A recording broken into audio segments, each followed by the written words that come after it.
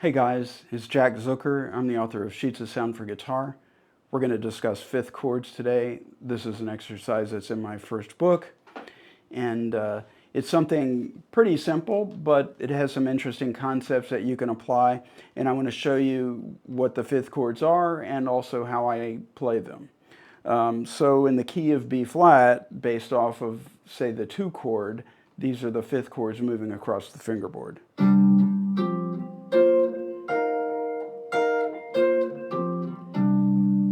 And if I arpeggiate them,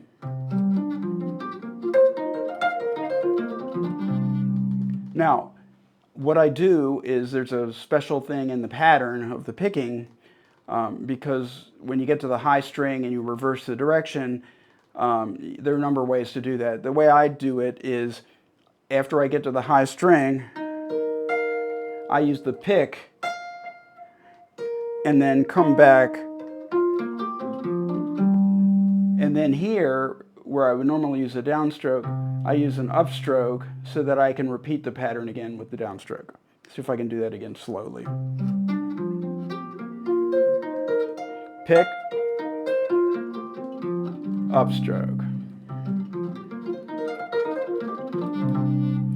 So that's the basic pattern, and that's how I play it. Of course, there's a lot of different ways you can play it.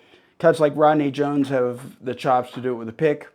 I can't do it with a pick, particularly after my spinal injury from 20 years ago where I lost some mobility and some strength in the right arm.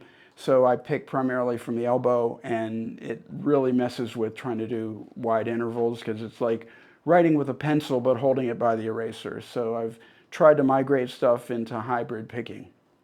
Now in terms of applications, you can do the same things with the fifth chords that you can do with the fourth chords. So I can move things around, play inside, outside, and I can also play them diatonically. For example, if I play this thing up diatonically,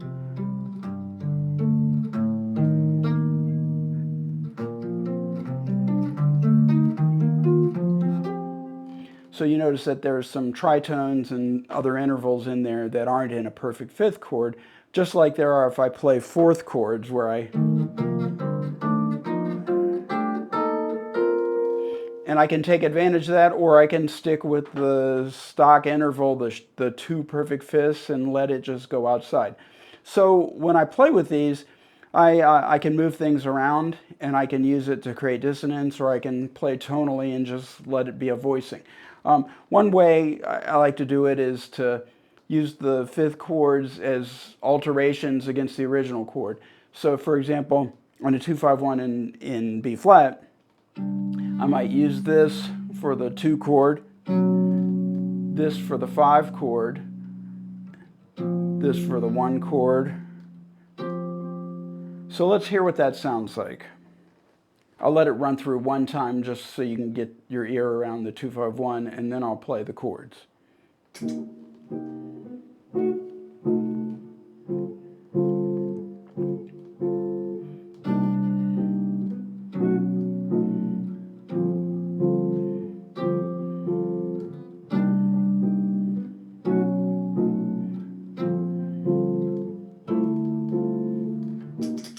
Now, that last chord had a perfect fifth in it, and that second perfect fifth ends up being the sharp 11 of the 1 chord, which is okay. And sometimes the perfect fifth may create some dissonances. Sometimes it may create some intervals that do not sound pleasant. So that's up to you to work out.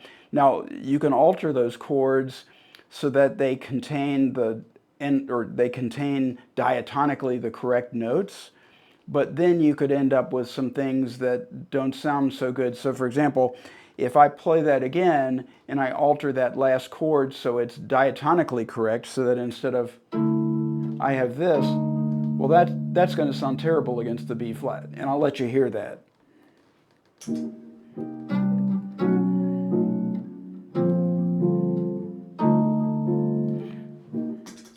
So you would never do that.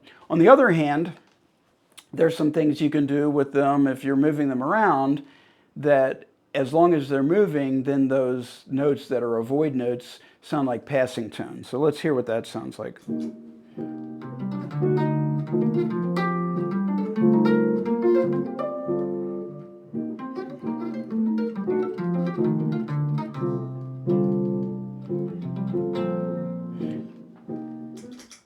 And I can also use them to create McCoy-Tyner-ish outside movement by moving them around chromatically or in whole steps or diminished types of voicings and so forth and so on. Using the bass note or using any of the other notes in the chord as a melody to build on. And I'll show you some of that.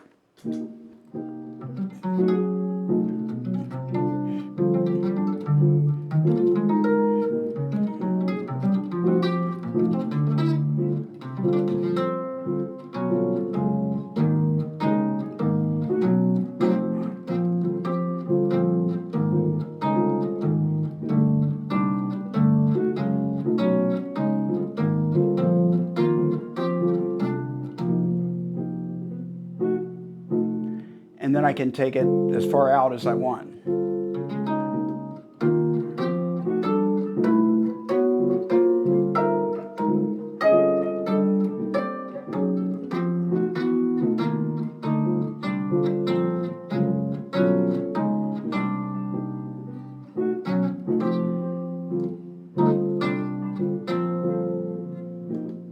And then I can combine it with fourths.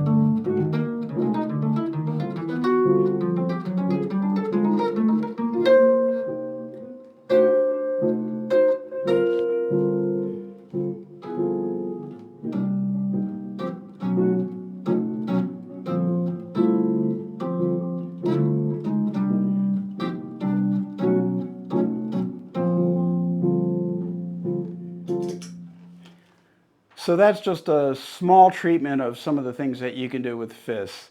They're very, very cool. It's interesting because when I studied with Walt Namuth many, many years ago, we're probably talking about 40 years ago, Walt was really, really into fifth chords. He played a lot of fifth chords when we were jamming over some Joe Henderson tunes. I don't know if he got them from Joe Henderson or not, but it was very influential to my playing, and I just wanted to share it with you. And I hope I've shown you some of these techniques, and I hope what I do with a hybrid picking is useful to you. And of course, if you can do it with alternate picking, I think it can swing a little bit harder, but you do what works and do what sounds good to you. And let your ear guide you. Don't get caught up in the theory of it. Don't let the theory handicap you. That's my big thing. So again, if you have any questions, feel free to hit me up either on YouTube or send me an email, jackzucker@gmail.com. And know that I love all you guys, and I couldn't do this without you.